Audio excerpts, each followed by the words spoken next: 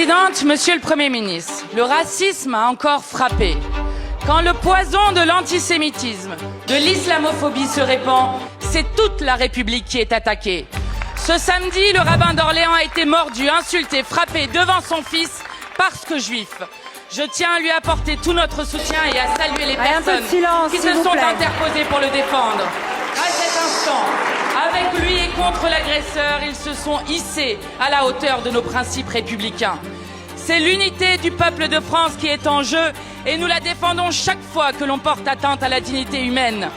C'est le même effroi qui nous saisit quand Jamel Benjabala est assassiné, écrasé à 3 reprises sous les yeux de sa fille de 10 ans par un militant d'extrême droite qui le traitait de sale bougnoule.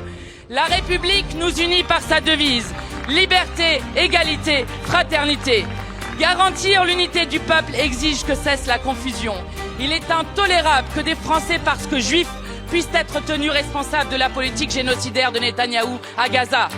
Comme il est dangereux d'instrumentaliser la lutte nécessaire contre l'antisémitisme pour réduire au silence les voix de la paix comme une arme dirigée contre vos adversaires. Monsieur le Premier ministre, vous êtes au pouvoir depuis 7 ans. Quels actes concrets ont été posés pour lutter contre toutes les formes de racisme ? Car depuis des semaines, vous engluez notre pays. Submersion migratoire, chasse aux femmes portant le voile.